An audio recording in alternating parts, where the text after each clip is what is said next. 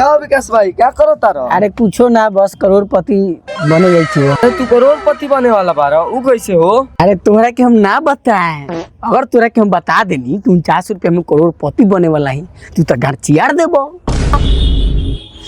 अरे बाप, तो बेहोश हो गए, अब का करी? यहाँ पानी उनी मारी मुँह मारी, उठने रे उठ जा।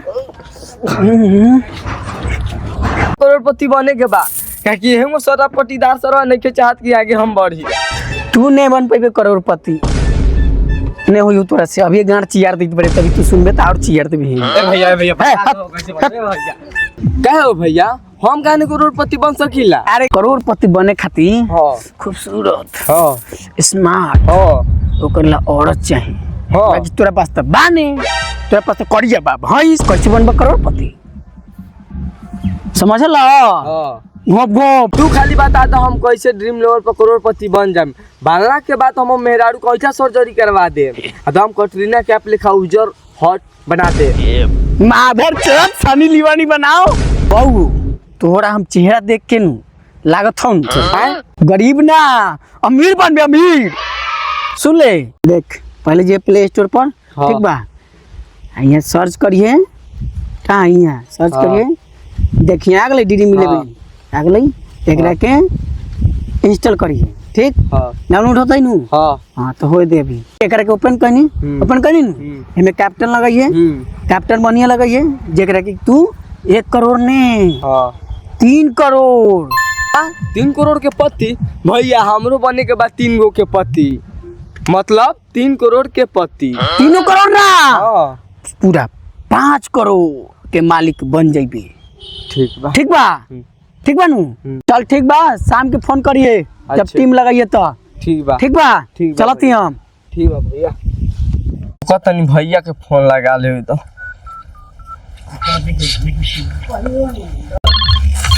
फोन बजता है। हेलो, हाँ हेलो भैया। हाँ ड्रीम लेवल पर लगा देले बड़े नु। हाँ ड्रीम लेवल पे टीम लगा देले ही, करोड़पति बन जाएंगे। ठीक ठीक ठीक, करोड़पति बन जाइबे। हम तो घूमते ही BMW पर, तू घूमबे। ठीक बा, रख। हम तो कंगाल होइए के बनी, वो साले भीख मांगियन। हम तो भर भर के झूठ बोलते ही खेलस ड्रीम 11। पैसा पैसा तासंगा पैसा मासंगा ये पैसा तासंगा पैसा मासंगा ये पैसा तासंगा पैसा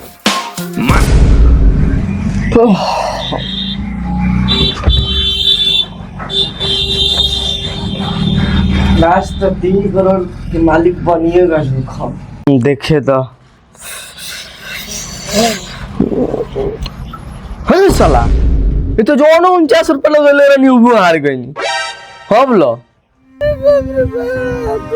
भीख महंगा बना दिल पूरा गाड़ी। तोरा बेटा आ जाइबो तो बहुत मार मारा, 49 करोड़ कह के घर दुआर सारा बेचवा देला। अब तू खाली हमरा वीडियो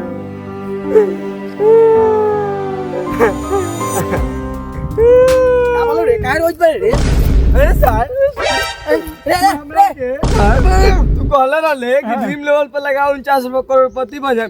यहाँ तक ले तो घर दुआर गाड़ी सब बेच दे, जमीन बेच हाँ सब हमर बेचवा दे ले। कहाँ सब आई हम ने घर के ने घाट के तो रोड पर बंगाल चलो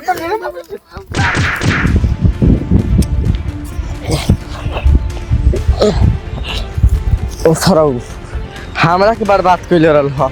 अब तो तोरा के मुँह आइए देनी। हाँ मरा सर तू यही लाइक कर रहा, सुत जा।